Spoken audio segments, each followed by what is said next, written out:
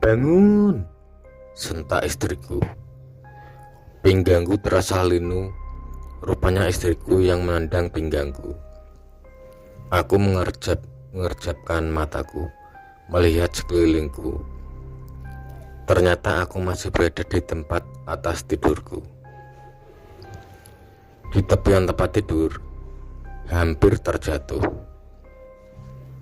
Mungkin kalau dia menendangku lebih keras lagi, baru aku benar-benar jatuh. Kuntimu datang lagi toh. Masuk lagi ke kamu. Tertawamu keras sekali. Nanti kalau anak-anak bangun bagaimana? Atau malah sampai terdengar oleh tangga. Bisa malu tahu. Memang aku kenapa? Tanyaku pada tersayangku. Tertawamu itu loh seram sekali dan keras. Mimpi apa sih? Jawab sekaligus tanya istriku sambil melotot. Ndak mimpi apa-apa, jawab aku datar. Ya sudah, suruh pergi saja, ganggu orang tidur aja, lanjut istriku. Tanpa menjawab komentarnya, aku pun kembali memejamkan mata, melanjutkan tidurku yang terganggu. Mataku kembali terbuka. Aku sekarang ada di dalam sebuah ruangan, sepertinya ruangan tamu. Banyak perabot yang bagus-bagus di sini. Sofa dan kursi kayu, hiasan-hiasan, bagus-bagus semua. Tersadar aku dari lamunanku karena sentakan di tanganku. Ternyata di sebelah ada seorang pria yang menggandeng tanganku. Ayo, kita harus cepat bersembunyi. Pria itu berkata setengah berteriak dengan panik. Aku jadi kebingungan. Ada apa ini sebenarnya? Ingin aku bertanya sesuatu kepadanya, tapi ucapan yang keluar dari bibirku hanyalah suara seorang wanita yang gelagapan. Tunggu dulu, suara wanita. Aku menunduk. Aku melihat diriku mengenakan semacam pakaian wanita, terusan seperti daster atau apalah. Aku tidak begitu paham jenis-jenis pakaian wanita. Pokoknya aku sedang mengenakan pakaian perempuan. Dengan sedikit nakal, aku melirik ke arah dadaku sendiri. Tidak seperti yang aku duga, aku malah jadi pusing. Kepalaku jadi pusing. Bagaimana bisa?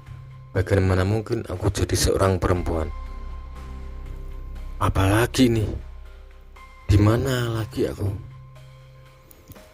Tanpa ada kesempatan buatku untuk menganalisa kejadian ini, tubuhku dan tanganku makin ditarik oleh pria tadi.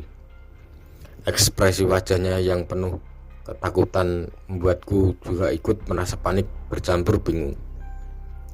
Kami berdua berlari-lari seperti orang gila, berlari-lari mengelilingi ruangan. Sewaktu aku kecil saat bermain petak umpet, aku pun berlari-lari ke sana kemari mencari tempat bersembunyi. Tapi dengan riang gembira. Saat ini rasa itu berbalik 180 derajat dan berlipat-lipat. Kami berdua berlari-lari ke sana kemari dengan penuh kepanikan dan ketakutan. Bersembunyi di mana? Sembunyi di mana? Aku bertanya. Dia membuka lemari perabot atau mungkin itu lemari hias. Hampir marah aku dibuatnya. Bagaimana mungkin kita bersembunyi dalam lemari itu? Memangnya kita bisa dilipat-lipat dan menyempil di sana? Di kamar, sahutnya dengan keras. Tanganku kembali disyaratnya untuk dapat menyamai jalan yang setengah berlari. Terantuk-antuk kakiku jadinya. Kami pun berlari memasuki sebuah kamar tidur. Pria di sampingku itu sempat terdiam sejenak. Dia memandang lurus ke arah jendela kamar, atau mungkin sebenarnya dia memandang keluar melalui jendela kamar itu. Waktunya sebentar lagi. Waktunya sebentar lagi. Kita harus cepat bersembunyi. Sempat aku ingin bertanya, kenapa kita tidak lari saja? Keluar dari rumah ini, tinggalkan tempat ini. Namun belum sempat ucapanku keluar dari mulutku, pria itu berkata lagi, Dia sudah datang, kita terlambat. Dia sudah datang. Tanpa aku sadari, kami pun sudah sampai di tepi jendela kamar. Sama-sama kami melihat keluar melalui jendela itu. Seharusnya malam ini terang bulan, tetapi awan tebal sepertinya enggan melepaskan pelukannya dari sang rembulan. Dan entah mengapa perasaanku berkata bahwa itu bukanlah mendung. Kenapa aku jadi melo begini? Kalau aku benar-benar panik, untuk apa aku memikirkan terang bulan, awan dan tetek bengek mengenai suasana malam ini? Yang penting seharusnya adalah bagaimana menyelamatkan diri sendiri. Itu dia di sana, tunjuk pria di sampingku. Dia menunjuk sebuah pohon yang rindang, tidak begitu jauh dari luar rumah. Aku mencoba ikut melihat, tapi kenyataannya aku tidak bisa melihat apa-apa selain sebuah pohon yang rindang, sepertinya sebuah pohon mangga. Bagaimana dia bisa tahu kalau makhluk itu sudah datang? Aku bertanya-tanya dalam hati. Sedikit banyak aku mulai mengerti apa yang terjadi pada diriku. Sedikit banyak aku sudah mulai bisa merangkai kejadian-kejadian yang baru saja aku lalui. Ayo, kamu bersembunyi saja di dalam lemari ini, sahut pria itu dengan keras.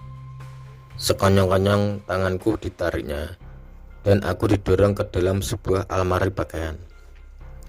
Baju-baju yang tergantung di dalam lemari itu sebagian dilemparnya keluar, dan sebagian lagi jatuh di tempat tidur. Ini hanya cukup untuk satu orang. Mas mau sembunyi di mana? Teriakku bertanya dalam suara wanita. Tolol, kenapa pula aku harus mengeluarkan pertanyaan ini? Ini bukan kesedihanku, ini bukan hidupku. Harusnya aku menyelamatkan hidupku sendiri. Biar saja dia mencari jalan untuk bersembunyi bagi dirinya sendiri. Aku sudah mulai bisa mengira-ngira apa yang akan terjadi selanjutnya, dan itu bukanlah sesuatu yang menyenangkan. Aku tidak mau, kita harus terus bersama-sama, Mas, kataku lagi. Dia menatapku dengan penuh kebimbangan. Akhirnya aku ditariknya keluar dari almari itu. Aku ditariknya ke kolong tempat tidur. Kami berdua bersembunyi di dalam kolong tempat tidur itu. What the hell? Kamu ini jangan-jangan laki-laki paling tolol yang ada di dunia ini. Sembunyi di bawah tempat tidur sama juga tidak bersembunyi sekali, goblok. Aku mencoba menatap wajahnya di dalam gelapnya tempat kami bersembunyi. Seakan-akan dia bisa membaca pikiranku. Didorongnya aku keluar dari kolong tempat tidur itu, dan kami pun bersama-sama bangkit keluar dari bawah tempat tidur. Bersamaan dengan itu, sebuah bayangan berputar-putar mengelilingi kami berdua. Suasana menjadi semakin dingin, semakin dingin. Gelapnya malam di luar seakan terkalahkan oleh kegelapan yang makin menyelubungi seluruh ruang-ruang di dalam rumah ini.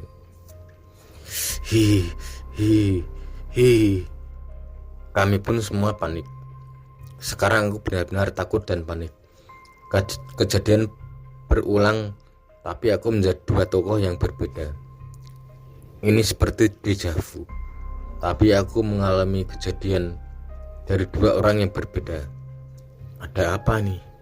Terseret-seret aku mengikuti pria itu berlari keluar dari tempat tidur ini. Bayangan itu tetap mengejar kami. Sepertinya dia benar-benar tak ingin melepaskan kami berdua. Di ruang tamu ini, kami berdua berdiri mematung melihat bayangan itu di sudut langit-langit rumah. Terhenyak aku melihat wajahnya. Lututku menjadi gemetar. Berdiriku semakin susah. Seram sekali, mengerikan sekali.